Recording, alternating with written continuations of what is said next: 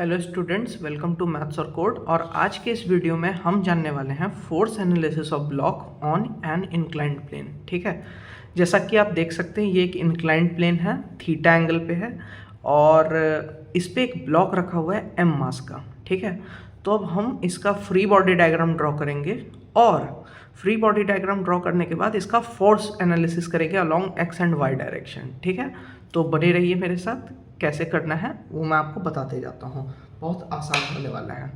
तो सबसे पहले इस ब्लॉक पे जो आपको फोर्स दिख रहा होगा वो इसका वेट है जो नीचे लग रहा है। तो नीचे लग रहा है क्या? एम जी इसका वेट नीचे लग रहा है। ठीक है, अब ध्यान से देखिएगा, अगर मैं इधर एक डॉटेड लाइन ड्रॉ करूँ तो देखिए आप देख सकते हैं कि ये थीटा है, तो ये एंगल ये 90 डिग्री होगा। ये थीटा है, ये 90 डिग्री है, तो ये 90 माइनस थीटा होगा ये वाला एंगल।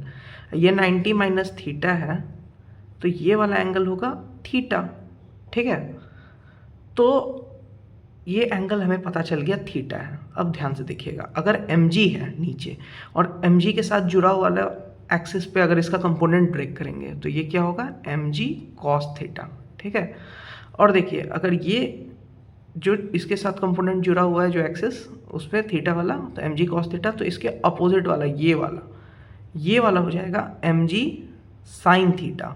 ठीक है, तो देखिए या ऐसे कर सकते हैं कि mg cos 90 माइनस थीटा, ये वाला कंपोनेंट हो गया mg का cos 90 माइनस थीटा। तो cos 90 माइनस थीटा भी sin थीटा ही होता है, तो वापस ये बन जाएगा। ठीक है, तो अब मैं आपको अच्छे से थोड़ा FBD बना देता हूँ, FBD ऑफ ब्लॉक।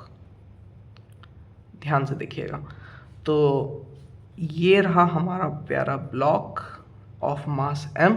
ठीक है, अब देखिए इस साइड लगेगा mg sin थीटा और इस साइड लगेगा mg cos थीटा। ठीक है, हमने इसीलिए इसको तोड़ दिया और mg को अब नहीं लिखा है, क्योंकि जाहिर सी बात है उसको हमने तोड़ करके इन दोनों के फॉर्म में लिख दिया हूँ। ठीक है, इन दोनों का रिजल्टेंट कीजिएगा तो इसी डायरेक्शन में थीटा एंगल पे mg ही आएगा। तो हमने ऐसा इसीलिए किया क्योंकि हमें कंपोनेंट तोड़ना है। तो हम रेक्टेंगुलर कोऑर्डिनेट में, रेक्टेंगुलर सिस्टम में हम लोग कोऑर्डिनेट ब्रेक करेंगे। उससे क्या होगा? कंपोनेंट ब्रेक करेंगे रेक्टेंगुलर सिस्टम में, क्योंकि हम इजीली जो है फोर्स एनालिसिस कर पाएँ along X and Y direction. यहाँ के लिए हमने इसको एक्स डायरेक्शन माना है, इसको वाई डायरेक्शन। ठीक है, ये वाला एक्स एक्सिस नहीं है, ये एक्स और ये वाई ऐसे करके नहीं है, फिर ये रॉन्ग हो जाएगा। ठीक है, इसीलिए हम लोग इस डायरेक्शन में तोड़ रहे हैं, इस डायरेक्शन में, इस डायरेक्शन में। तो आपने देखा mg cos थीटा आ गया, mg sin थीटा आ गया। अब देखिए ये प्लेन है, ये प्लेन इस ब्लॉक पे एक नॉर्मल रिएक्शन लगाएगा ऊपर की तरफ n, है ना? तो उसको सिंपली हम लोग यहाँ दिखा देंगे, ये हो गया n। ठीक है, अब ध्यान से देखिएगा, हम लोग मान लेते हैं यहाँ फ्रिक्शन भी है, हम हर केस एनालाइज कर रहे हैं। और फ्रिक्शन मान लीजिए ब्लॉक नीचे स्लिप कर रहा है, नीचे स्लिप कर रहा है या टेंड टू स्लिप कर रहा है, तो इस केस में क्या होगा? फ्रिक्शन ऊपर लगेगा क्योंकि रिलेटिव मोशन को अपोज करेगा। रिलेटिव मोशन डाउनवर्ड है तो ये फ्रिक्शन अपवर्ड लगेगा, फ्रिक्शन।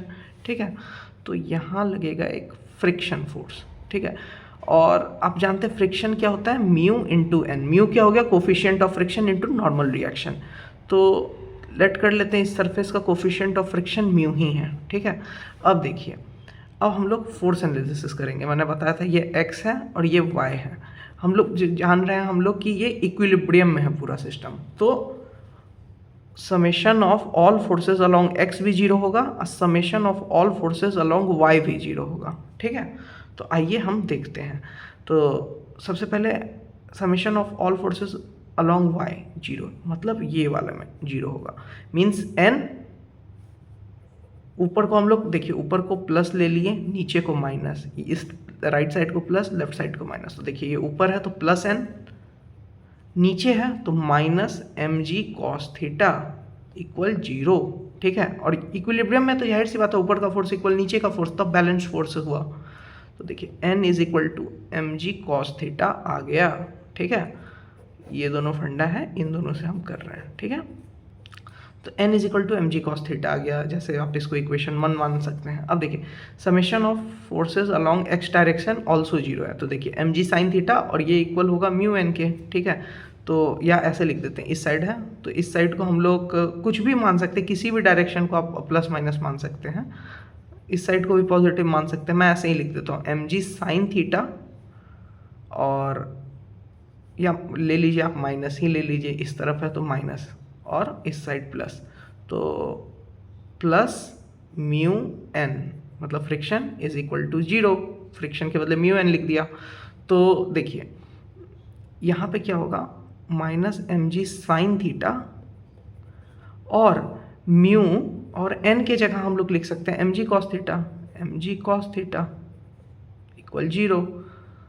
ठीक है, ऐसे करके आप एनालिसिस कर सकते हैं। इसका कोई ऐसा कंक्लूजन नहीं आएगा, उसमें अलग दे दिया कि मान लीजिए यहाँ एक पुली लगा है, उसका टेंशन आ रहा है, जो भी आप उसके केस में इधर टेंशन लगा रहे हैं, पूरा एम्बेडेड बना करके सॉल्व कर सकते हैं। इसका मान लीजिए बोल रहा है स्लिप कर रहा है, तो स्लिप कर रहा है तो आप इसका एक्सेलरेशन निकाल सकते हैं, एफ नेट निकाल करके।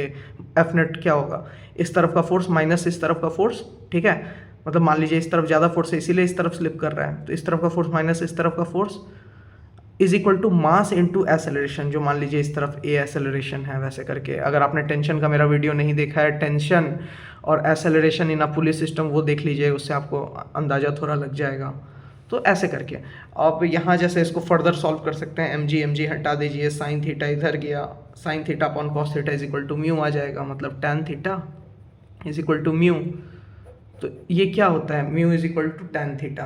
तो ये हो गया कि कोई भी इंक्लाइंड प्लेन है, मतलब एक रिजल्ट हो गया ये कि अगर कोई भी इंक्लाइंड प्लेन है और थीटा एंगल पे अगर वो इंक्लाइंड है, वो इंक्लाइंड प्लेन, तो म्यू अगर आपको निकालना है कि मैक्सिमम कोफिशिएंट ऑफ, मतलब मैक्सिमम कितना थीटा एंगल रहे, ठीक है, जो ब्लॉक स्लिप ना करे, मतलब ऐसा थीटा का मैक्सिमम कितना एंगल, आप कितना, जैसे ऐसे है एक ब्लॉक है वो स्लिप कर जा रहा है, तो आप ये मतलब ऐसे है तो स्लिप कर जा रहा है, ऐसे है स्लिप कर जा रहा है, तो आप मैक्सिमम कितना एंगल तक जाएंगे कि ये स्लिप नहीं करेगा, ठीक है, वो थीटा निकालने के लिए है ये। इसको आप बढ़ाते जाइए, नीचे है तो जाहिर सी बात है स्लिप नहीं करेगा, तो ऐसे कितना एंगल मैक्सिमम, एक एंगल होगा ना जहाँ के बाद हल्का सा आप और ऊपर इंक्लाइन प्लेन का एंगल कीजिएगा तो ये ब्लॉक स्लिप होने लगेगा, तो वो मैक्सिमम एंगल निकालने के लिए होता है। तो वो मैक्सिमम एंगल क्या होगा, अभी देखें tan theta is equal to mu, तो थीटा क्या आ जाएगा, टैन इनवर्स म्यू, ये हो जाएगा वो मैक्सिमम एंगल जिस जो रिक्वायर्ड है कि इस तक कंफर्म है कि स्लिपिंग नहीं होगा, कंडीशन ऑफ नो स्लिपिंग।